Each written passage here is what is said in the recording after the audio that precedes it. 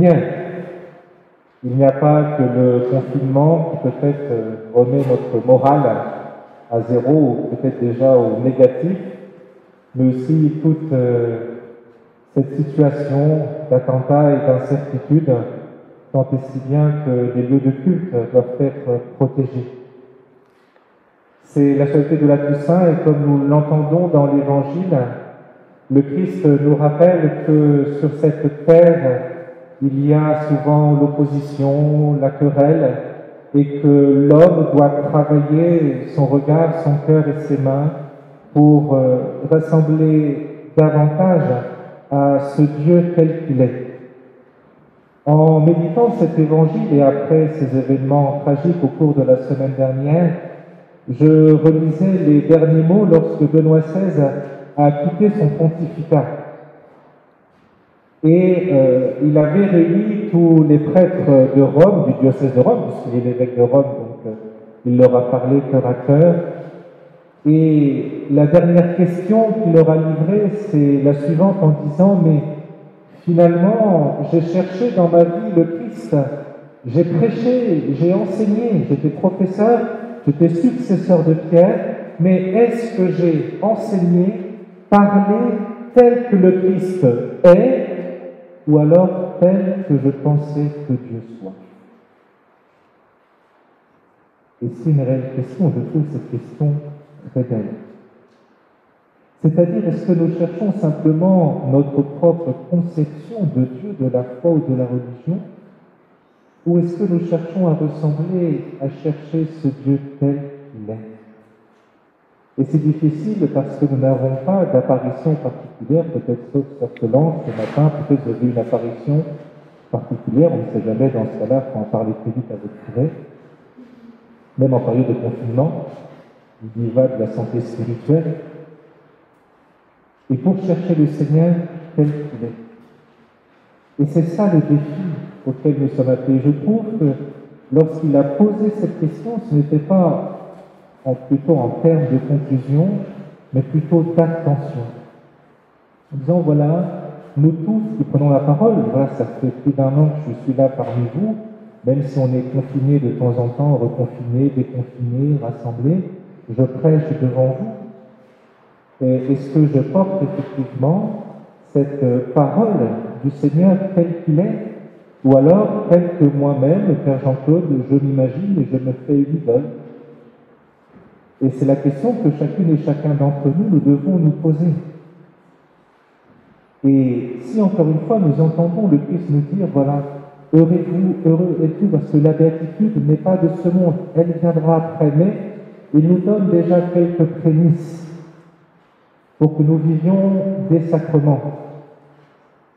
L'Eucharistie, même si vous allez être privé de la communion pendant au moins 1 mois,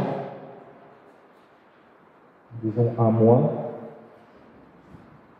mais que ceci soit aussi l'occasion de renouveler notre amour pour le Christ. C'est peut-être entrer dans ce confinement avec la question, comme je vous ai donné, comme Benoît XVI, en posant la question, mais Seigneur, qui es-tu? Est-ce que je cherche tel que toi tu es, ou alors tel que peut-être je peux me l'imaginer?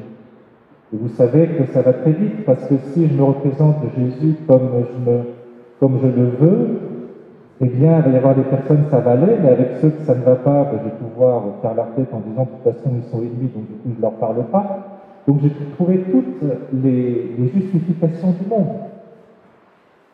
Et c'est une réelle question. Vous voyez, dans la première lecture, nous avons l'Apocalypse de Saint Jean qui nous dit « J'ai vu une foule innombrable », c'est-à-dire on ne peut pas compter cette foule qui est là devant le Seigneur, devant l'agneau. Mais aussi ce que nous avons entendu comme un appel bien particulier qui pose « Ne faites pas de mal à la terre ». C'est une phrase, je ne sais pas si vous avez fait attention à la première lecture. À la sortie de la messe, je vous interrogeais en disant quelle phrase avez-vous retenue de lecture du dimanche? On ne peut pas sortir de la messe le dimanche en n'ayant pas retenu une parole. Il faut qu'on ait retenu une parole pour qu'elle alimente notre semaine. Vous voyez toute la prévention de Dieu qui dit aux anges « Ne faites pas de mal à la terre ». Je pense que ça peut avoir une résonance quand même toute particulière pour tout ce que nous vivons actuellement. Porter cette prière. Et la deuxième lecture, encore une fois, celle qui me marque, le passage, c'est vraiment, nous avons un Dieu bien-aimé, voyez quel grand amour nous a donné le Père, pour que nous soyons appelés enfants de Dieu. Pour que nous soyons appelés enfants de Dieu. Et ça doit être notre joie. Nous sommes appelés enfants de Dieu. Le Père veut nous donner son amour, sa consolation, son réconfort, sa proximité, sa présence. Demandez peut-être, eh bien Seigneur, j'entre peut-être en confinement, mais donne-moi de ressentir ta tendresse. Il faut lui demander. Je pense que si on passe la journée avec sur la télé, avec que ce soit le journal, ou alors si c'est BFM ou CNews, c'est-à-dire au moins 2 chaînes pour faire de la pub, c'est anxiogène au possible. Mais demandons dans notre prière aussi, fais-moi ressentir la tendresse. Fais-moi ressentir aussi que tu agis. Viens changer le cœur des hommes. Mais plutôt, peut-être avant de vouloir changer le cœur des hommes, change mon propre cœur. Change mon propre regard. Réfléchir et prier. Oui, Seigneur, peut-être que je dois être honnête avec toi, j'ai encore de la rancœur envers cette personne-là. Ça, cette personne-là, je ne l'ai pas encore pardonné.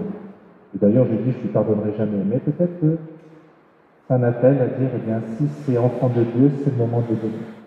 Parce que je ne peux pas prier pour la paix dans le monde si moi-même je ne suis pas en paix avec moi-même et autour.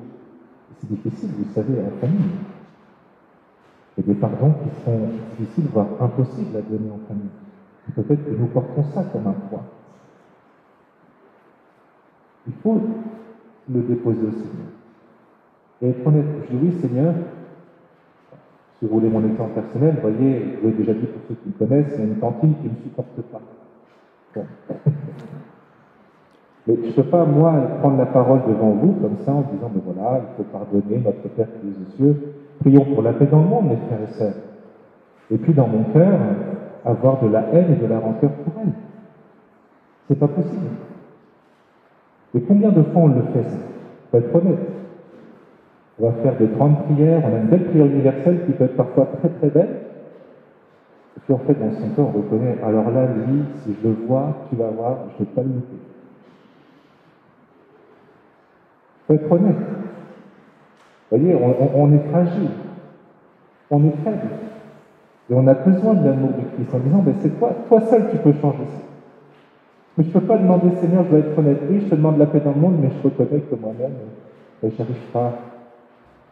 Donc viens mettre ta grâce, viens mettre, j'allais dire, un pansement spirituel sur la blessure que je porte. Parce que tu as proclamé heureux les doux, heureux ceux qui ont faim et soif de la justice.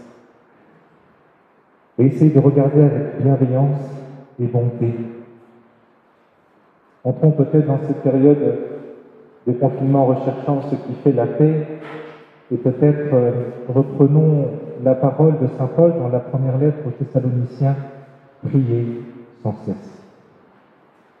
Voilà. Et tout ce que nous pouvons vivre, ce que nous pouvons connaître, nous ne perdions pas le goût de la prière. Priez sans cesse, nous dit saint Paul. Alors que nous soyons à la maison, nous soyons confinés, nous soyons peut-être, nous ayons la parole de Dieu auprès de nous. La semaine dernière, avec le plan de jeûne, après je vais m'arrêter là pour ne pas être trop long, pour ne pas abuser de votre bonté. Parce que je dis, comme pendant un mois, vous n'aurez pas d'homélie, il faut au moins vous faire 40 minutes, comme ça, moi, ça rentabiliserait. J'étais avec les jeunes collégiens à Maupertuis-sur-Mer, pour le camp avec eux, et ils me posaient la question, ben, Jean-Claude, si jamais vous deviez partir dans une île déserte, quel livre vous prendriez? Ah, je dis, moi, il y en a 3. Oh. Bon, le premier, ils l'ont trouvé. Ils ont dit quand même dans la parole de Dieu. Après, je dis quand même le bréviaire. Que je prie quand même l'office chaque jour. Donc, je dis, est-ce que je peux en avoir 4 quand même? Parce qu'avec le smartphone, s'il n'y a pas de réseau, je prends quand même le bréviaire. Et je dis, voilà, le troisième, ce serait Mémoire et identité de Jean-Paul II, et puis l'éthique à Nicomaque d'Aristote. Et c'est peut-être l'occasion aussi de revenir pendant ce temps de confinement sur ce qui fait l'essentiel aussi, quelle lecture spirituelle on pourrait relire. Oui, il y a des tout petits livres dans la Bible, par exemple, on va rentrer dans l'année Saint-Marc, l'évangile selon Saint-Marc. Recherchez dans votre Bible. En plus, vous avez de la chance, c'est l'évangile le plus court. Donc, pourquoi pas relire pendant le confinement l'évangile selon Saint-Marc.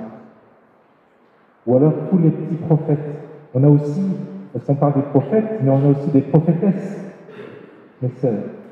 Il y a des prophétesses dans l'Ancien Testament. Donc il faut des prophétesses aussi de notre temps. On a le livre d'Esther, livre admirable. Livre de Noémie, admirable. C'est plein de tout petits livres dans la Bible, mais qui nous font reconnaître que dans l'adversité, dans la guerre, dans la difficulté, il y a cette recherche de Dieu et de prier sans cesse, pour que nous soyons des sentinelles de prière. Oui, il y a quelques semaines, je rappelais que Jean-Paul II, au cours des Journées mondiales de la jeunesse en 2000, avait appelé la jeunesse, et en fait, quand même la génération qui aujourd'hui pointe, vous en supportez le curé que je suis, mais d'être des sentinelles de l'invisible. Peut-être que notre monde oublie ce qui est invisible, la dimension spirituelle, la dimension de la présence de Dieu, et bien que nous soyons des sentinelles de l'invisible, mais que nous le fassions toujours avec bienveillance, respect et douceur. Alors que le Seigneur nous garde et nous bénisse, qu'il ravive notre goût de Dieu, pour qu'en cette fête de la Toussaint, nous cherchions à ressembler au Christ. Et je m'arrêterai en disant que peut-être vous avez un saint ou une sainte avec laquelle ou avec lequel vous êtes attaché. Je ne sais pas peut-être vous priez tel ou tel saint. Je ne sais pas si vous le faites. Tel ou tel sainte. Et puis, ça peut être de l'envoyer par mail ou le mettre dans ma boîte aux lettres pour qu'on puisse le relier sur le site en disant voilà, il y a tel ou tel saint ou sainte qui est prié avec telle prière, et pourquoi cette figure de saint me plaît, par exemple. Il n'y a pas besoin d'avoir fait un doctorat en théologie pour le faire. Tout le monde peut le faire. De la même façon, il faut prier son ange gardien chaque jour. Hein, ça, c'est le médicament spirituel. Ce n'est pas le docteur Raoult qui parle. C'est le Père Jean-Claude. Il faut confier sa journée à son ange gardien. Priez votre ange gardien le matin et le soir. L'école va reprendre là, faites le signe de croix chaque matin, chaque soir à votre enfant et demandez la protection à l'ange gardien de votre enfant. Il y a des enfants ici, il y a des jeunes, il y a des parents. Donc il faudrait qu'il n'y ait pas une seule journée où vous ne fassiez pas le signe de croix sur le front de votre enfant. Vous êtes d'accord ou pas? Si vous n'êtes pas d'accord, vous n'avez pas le choix.